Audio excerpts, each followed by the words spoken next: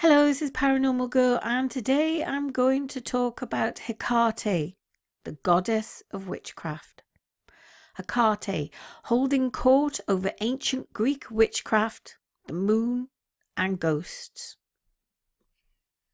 I am she that is the natural mother of all things, mistress and governess of all the elements, the initial progeny of worlds, chief of powers divine, queen of heaven, the principle of the gods celestial, the light of the goddesses, at my will the planets of the air, the wholesome winds of the seas, and the silences of hell be disposed.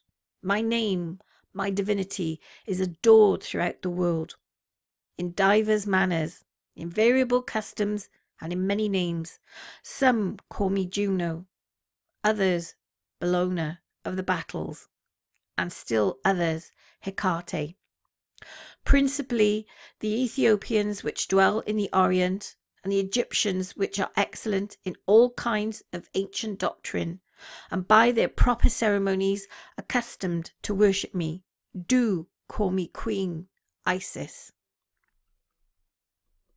According to Greek mythology, Hecate was a goddess primarily associated with magic and witchcraft.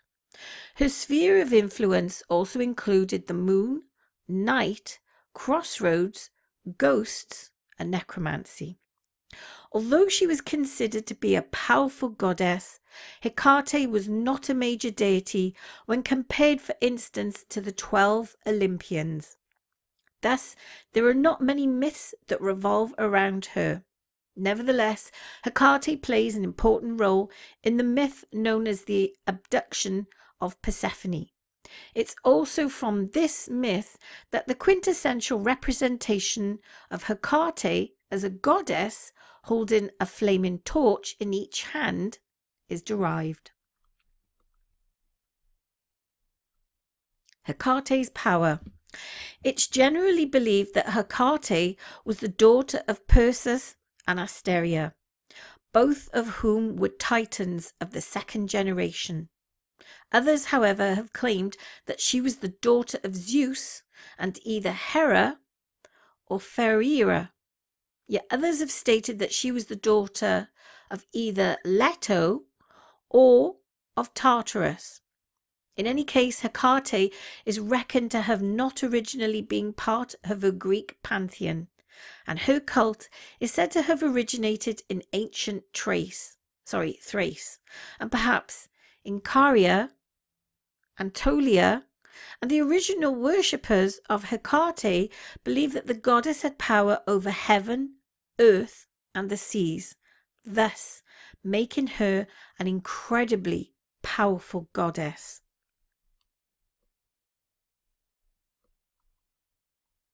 Hecate had the power not only to bestow upon those who favoured wealth, good fortune, and wisdom, but also to withhold these gifts from those she perceived as unworthy.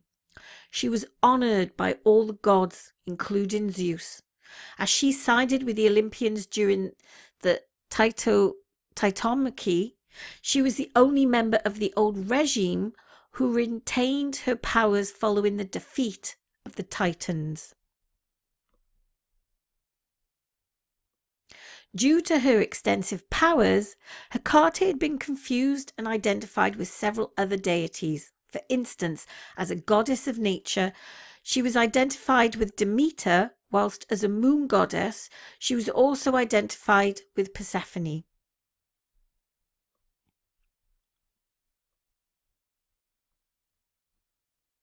Hecate in myth. Unfortunately, there are not many myths about Hecate. Nevertheless, the goddess is mentioned in the myth of Persephone's abduction by Hades.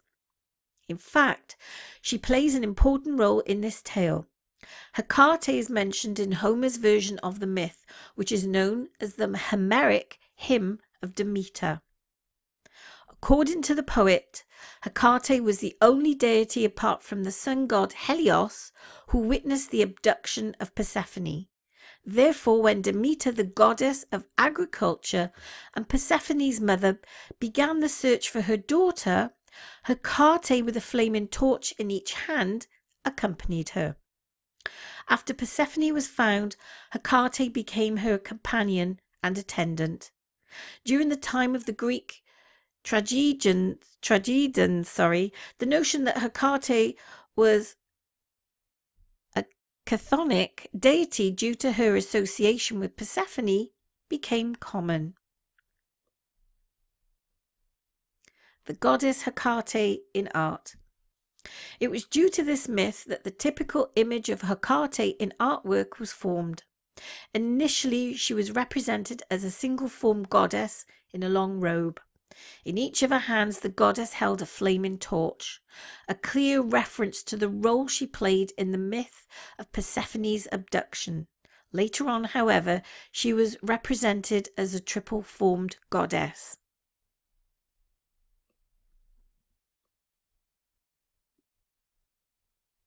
In this representation, Hecate has 3 bodies that stand back to back. It's been speculated that this was meant to allow the goddess to look in all 3 directions simultaneously. This concurs with her role as a deity in charge of crossroads. It's also due to this role that pillars called Hecatea were erected at crossroads. Such pillars stood also at doorways and likely served as an apotropaic function. Hecate's power was eventually reduced and her sphere of influence became more specified. As a result, she's best remembered as the mystical goddess who's associated with magic and sorcery. This transformation of Hecate has been traced to the 5th century Athens.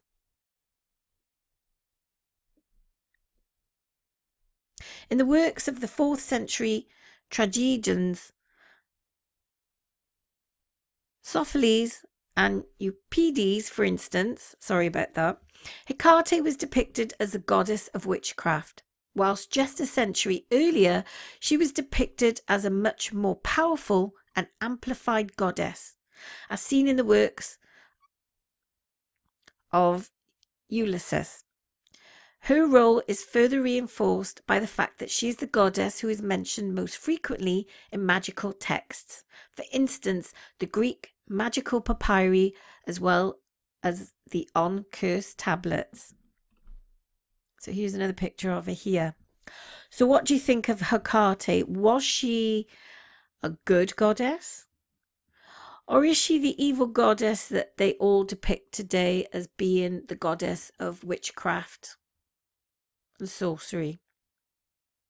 I think she was a good goddess because she helped the other goddesses in rescuing Persephone. What's your thoughts on her? Do you think she was evil? Leave a comment in the section below. I'd be interested to know your thoughts on her.